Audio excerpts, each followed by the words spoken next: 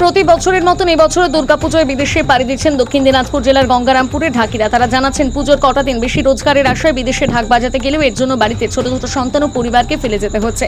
ঢাকিদের দাবি, সরকার যেখানে প্রায় প্রতিটি ক্ষেত্রে বিভিন্ন ভাতার ব্যবস্থা করেছে, সেখানে ঢাকিদের জন্য আজও কোনো সরকারি ভাতা নেই। তাই বাধ্য হয়ে প্রতি বছর পরিবার ছেড়ে বিদেশে ঢাক বাজাতে যেতে হয়। তার ক্ষোভ প্রকাশ করে বলেন যে তারা শুধু পুজোর সময় কাজ পায়, সরকার যদি তাদের জন্য কিছু ভাতার ব্যবস্থা করতো তাহলে বিদেশে গিয়ে পরিবার ছেড়ে রোজগারের জন্য ঢাক বাজাতে হতো না। অন্য একজন ঢাকি জানিয়েছেন যে কেন্দ্র বা রাজ্য সরকার ঢাকিদের কথা ভাবে না, অন্যদের মতন তারাও যদি ভাতার সুযোগ পেত তাহলে পরিবার ছেড়ে বাইরে যেতে হতো না। স্থানীয় সাংস্কৃতিক মহলের মতে ঢাকিরা শুধু দুর্গাপুজো নয়, বাংলার ঐতিহ্যের অবিচ্ছেদ্য অংশ, অথচ তাদের জীবিকা এখনো অনিশ্চিত। ফলে উৎসবের আনন্দে সুর তুললেও ঢাকিদের জীবন জুড়ে থেকে যাচ্ছে অনিশ্চয়তা, ক্ষোভের সুর।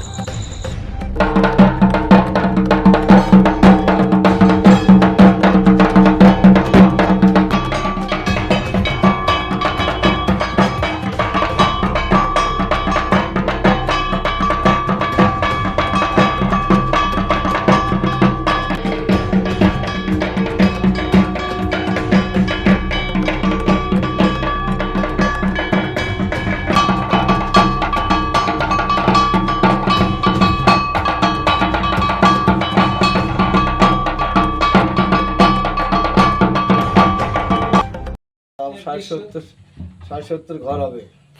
সবাই কোথায় বাজনা বাজাতে যায়? বাজনা মনে করেন আমরা বিদেশেও যাই, লখনৌতে যাই, কেউ বম্বেতে যায়, কেউ মনে করেন এইসব সাইডে লোকালও বাজায়। এই বছর কোথায় যাচ্ছেন? এই বছর আমার সব লখনৌ যাচ্ছে 5 জন, আর অনেকেই যাচ্ছে, আরো অনেকেই যাচ্ছে লখনৌতে, মেলা ঢাকি যায়। এই যে এইখানে যে ঢাকের বাজনা বাজাতে যাচ্ছেন, হ্যাঁ, কিরকম আমদানি, কিরকম চাহিদা আছে লখনৌ? চাহিদা লখনৌতে ভালোই দেয়, ওরা খারাপ দেয় না। মনে করেন যাতায়াতের ভাড়া দিয়ে 15,000, 10,000, 12,000 এরকম করে দেয়। আপনারা কি সরকার থেকে কোনো ভাতা পাচ্ছেন? না, সরকার থেকে কোনো রকম কোনো ফ্যাসিলিটি আমাদের নাই, এখনো পাই না। কি চাচ্ছেন আপনারা? আমরা চাচ্ছি, আমরা তখন মনে করেন বাজনা ব্যবসা, গরিব মানুষ, কিছু পাইলে ভালো হয়। সরকার থেকে কিছু দিলে ভাতা টাতা হোক।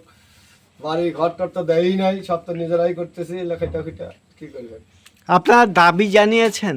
দাবি আগে খুব করছিলাম, আন্দোলনও করছিলাম, আমরা অনেক কিছু করছিলাম, কিন্তু কোনো কাজ হয়নি। কি বলছে বর্তমানে সরকার? এই হবে হবে হবে, আমরা একটা ইউনিয়নও তৈরি করছিলাম, সেটাও হয় নাই। আপনার এই মুহূর্তে দাবিটা কি সরকারের কাছে? এখন মনে করেন সরকারের বিরুদ্ধে আর কি দাবি করবো। সরকার এখন যেটা ভালো মনে করে কিছু যদি দেয়, তাহলে ওইটাই আমাদের একটু কায়েম ভালোভাবে হয়। এই হচ্ছে ব্যাপার। আপনারা এমনি কি করেন অন্য সময়? অন্য সময় মনে করেন ওই মাঠে কামলা কাটা লেবার টেবার দেই, আর মনে করেন এমনি সময় ওই লেবার টেবারই চলে বেশিরভাগ, আর কাজকর্ম করি। আর আপনার এই যে দোকান বাসান মনে করেন একটু করছি, ওই যেটাতে থাকি। আপনার নাম? আমার নাম অজিত নাট্য। ব্যান্ড পার্টিও আছে আমার।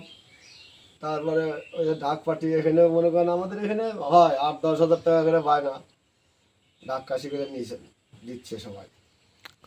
থ্যাংক আমার নাম হচ্ছে অজিত নাট্য।